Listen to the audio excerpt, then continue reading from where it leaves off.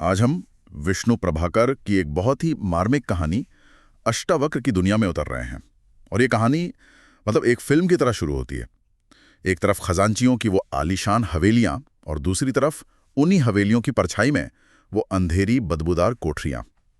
इसी कंट्रास्ट के बीच रहता है हमारे कहानी का किरदार अष्टावक्र। और उसका नाम ही मतलब कहानी का पहला बड़ा संकेत है, अष्टावक्र। नाम सुनते ही हमें वो पौराणिक ऋषि अष्टावक्र याद आते हैं जो अपने ज्ञान के लिए जाने जाते थे। पर कहानी का ये अष्टावक्र वो शारीरिक रूप से कमजोर है जिसे दुनिया मूर्ख समझती है। तो क्या ये नाम एक तरह का व्यंग है, समाज पर एक टिप्पणी कि वो मतलब बाहरी रूप को देखकर ही किसी की कीमत तय कर लेता है? बिल्कुल, ये एक बहुत तीखा व्यंग्य है। लेखक पहली ही लाइन से बता रहे हैं कि ये कहानी सिर्फ एक इंसान की नहीं है, ये हमारे देखने के नजरिए की भी है। कि हम जिसे टेढ़ा या अपूर्ण समझते हैं उसके अंदर की दुनिया कितनी सीधी और सरल हो सकती है, और जिसे हम सभ्य समाज कहते हैं वो अंदर से कितना क्रूर हो सकता है। कहानी में अष्टावक्र का जो शारीरिक वर्णन है वो भी बड़ा अनोखा है। लेखक कहते हैं, कवि की नायिका की तरह बल खाते पैर, हिंडोले की तरह झूलता शरीर और बोलने में सामान्य आदमी से तिगुना समय। इसे पढ़कर दया से ज्यादा एक अजीब सी बेचैनी होती है। हाँ, क्योंकि लेखक उसे एक बेचारा बनाकर पेश नहीं कर रहे हैं, वो बस एक हकीकत दिखा रहे हैं बिना किसी लाग लपेट के। और इस बेरहम हकीकत में उसकी दुनिया में सिर्फ एक ही इंसान है, उसकी माँ। और ये माँ बेटे का रिश्ता ही इस कहानी का दिल है ना? लेकिन ये कोई मतलब बॉलीवुड फिल्मों वाला आदर्श रिश्ता नहीं है।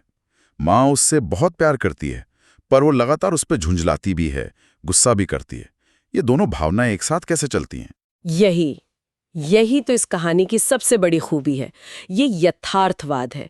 वो माँ एक विधवा है, गरीब है, हर रोज की जरूरतों के लिए लड़ रही है। उसकी झुंझलाहट वो अपने बेटे पर नहीं है, वो अपनी किस्मत पर है, अपनी गरीबी पर है। अच्छा, जो उसके बेटे के भोलेपन के जरिए से हर रोज मुंह चढ़ाती है। जैसे वो रोज उसे समझाकर भेजती है, पैसे के 4 बतासे देना, 4 पकौड़ी देना, और ये 4 की गिनती अष्टावक्र के दिमाग में ऐसी बैठ जाती है कि वो कभी-कभी पैसे के बदले 4 पत्ते ही दे आता है। हाँ, और जब शाम को माँ 1.5 रुपए के सामान के बदले 10-12 आने देखती है तो वो अपना माथा ठोकती है। उस माथा ठोकने में गुस्सा भी है, निराशा भी है, और अपने उस भोले बच्चे के लिए एक बेबस ममता भी है। वो जानती है कि वो ऐसा जानबूझकर नहीं करता। ये गुस्सा और प्यार का जो मिश्रण है ना, वो इस रिश्ते को बहुत असली, बहुत मानवीय बनाता है। इस रिश्ते की गहराई एक सीन में तो बहुत कमाल की दिखाई देती है।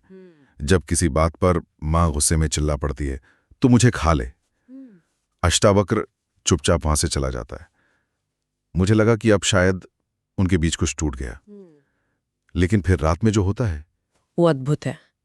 वही माँ जो कुछ घंटे पहले उसे कोस रही थी, रात में खाना लेकर उसे ढूंढती हुई कुएं की जगत पर पहुंचती है। और वहां वो चुपचाप बिना कुछ कहे रोटी के टुकड़े तोड़ तोड़कर उसके मुंह में डालने लगती है। उस पल में कोई संवाद नहीं है, कोई माफी नहीं है, बस एक खामोश देखभाल है जो हजारों शब्दों से ज्यादा कह जाती है। और उस वक्त अष्टावक्र सिर्फ एक शब्द कहता है, माँ। लेखक लिखते हैं कि बोलने की कठिनाई के कारण वो शब्द इतना खिंच जाता है कि जैसे पूरी कायनात ही उसे माँ कहकर पुकार रही हो। ये पंक्तियां पढ़कर तो सच में रोंगटे खड़े हो जाते हैं। ये दिखाता है कि उनके रिश्ते की नींव कितनी मजबूत है। दिन भर की लड़ाई, गरीबी की मार, समाज के ताने, ये सब उस नींव को हिला नहीं पाते। रात के अंधेरे में दुनिया से छिपकर वो दोनों फिर से एक हो जाते हैं, एक दूसरे का सहारा। लेकिन ये सारा भी कब तक चलता? कहानी में एक मोड़ आता है जब पहले अष्टावक्र बीमार पड़ता है और उसकी माँ, जो खुद भी कमजोर है, दवा के पैसे जुटाने के लिए खुद चाट का थाल लेकर बैठ जाती है। एक माँ की ताकत। हाँ, लेकिन इसके तुरंत बाद कहानी एक बहुत ही क्रूर मोड़ लेती है जब माँ बीमार पड़ती है और अष्टावक्र उसकी मदद करने की कोशिश करता है। ये कहानी का सबसे दर्दनाक हिस्सा है, जहां एक नेक इरादा एक त्रासदी में बदल जाता है। वो सीन तो भुलाए नहीं भूलता।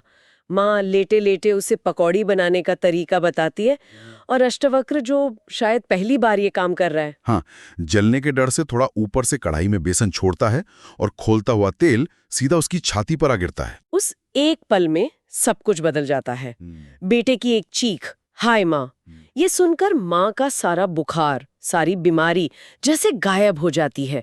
वो अपनी सारी ताकत बटोर कर उठती है, डॉक्टर के पास जाती है और फिर उसी हालत में बेटे के लिए दोबारा चाट का थाल तैयार करती है। यहाँ पर भूमिकाएं पूरी तरह से उलट जाती हैं। जो बेटा माँ को सहारा देने चला था वो खुद एक हादसे का शिकार हो जाता है, और जो माँ मौत के कगार पर थी वो अपने बच्ची को बचाने के लिए जिंदगी की तरफ लौट आती है। ये मातृत्व की शक्ति का चरम है। ये दिखाता है कि एक माँ के लिए अपनी पीड़ा से बढ़कर हमेशा उसके बच्चे की पीड़ा होती है। लेकिन ये त्रासदी उनकी छोटी सी दुनिया पर एक ऐसा घाव दे जाती है जो फिर कभी नहीं भरता। क्योंकि उस घटना के बाद माँ फिर कभी उठ ही नहीं पाती है। वो बस बिस्तर पर पड़ी रहती है और फिर एक दिन उसकी मौत हो जाती है।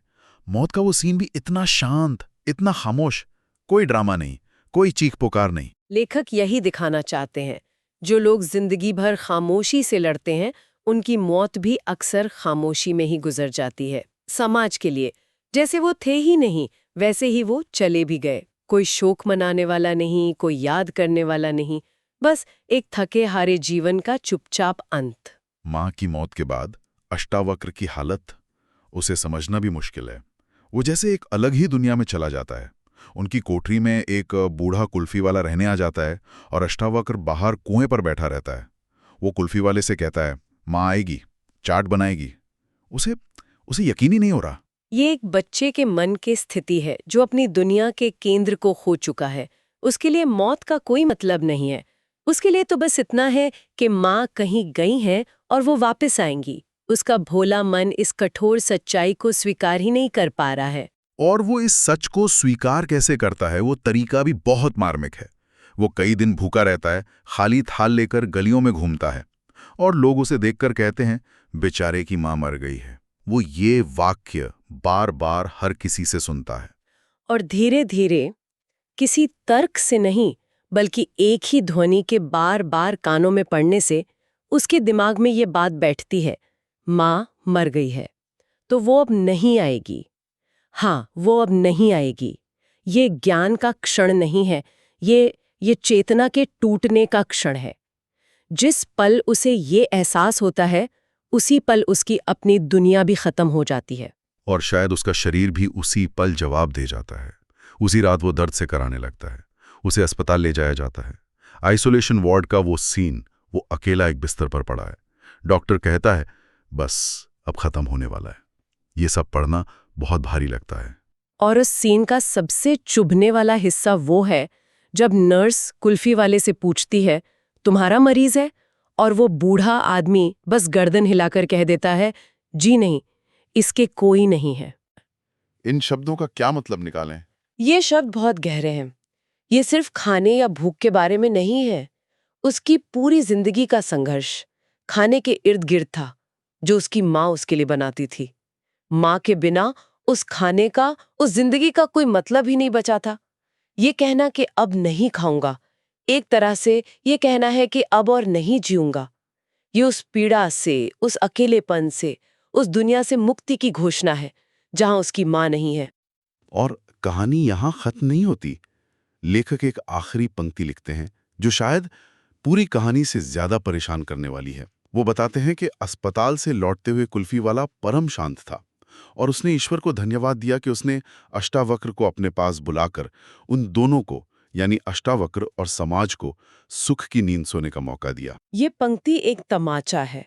ये समाज की उस संवेदनहीनता को नंगा कर देती है जो अष्टावक्र जैसे लोगों को एक बोझ समझती है। कुल्फी वाले के लिए, जो शायद कहानी का सबसे करीबी बाहरी दर्शक है, अष्टावक्र की मौत एक समस्या का अंत है, एक झंझट से छुटकारा। उसे इस बात से कोई फर्क नहीं पड़ता कि एक जिंदगी खत्म हो गई, एक दुनिया उजड़ गई। उसके लिए तो बस अब रात को कोई दर्द से कराहाएगा नहीं और उसे सुख की नींद आएगी। तो आखिर में ये कहानी सिर्फ अष्टावक्र और उसकी माँ की नहीं रह जाती, ये हमारे समाज का आईना बन जाती है। ये हमसे एक सवाल पूछती है, एक सभ्य समाज की पहचान क्या है? क्या वो उसकी ऊंची ऊंची इमारतों से होती है या उसके सबसे कमजोर, सबसे बेसहारा लोगों के प्रति उसकी संवेदना से होती है? बिल्कुल। और ये कहानी हमें ये सोचने पे मजबूर करती है कि हमारी अपनी दुनिया में, हमारी अपनी गलियों में ऐसे कितने ही अष्टावक्र हैं जिन्हें हम हर रोज देखते हैं, पर देखकर भी अनदेखा कर देते हैं। हम उनकी कहानी जानने की कोशिश ही नहीं करते क्योंकि उनकी पीड़ा हमें असुविधाजनक लगती है। ये कहानी एक सवाल छोड़ जाती है जिसे हम शायद खुद से पूछने से डरते हैं। क्या हम भी उस कुल्फी वाले की तरह ही तो नहीं है जो दूसरों के दर्द के खत्म हो जाने पर सुख की नींद सोना चाहता है?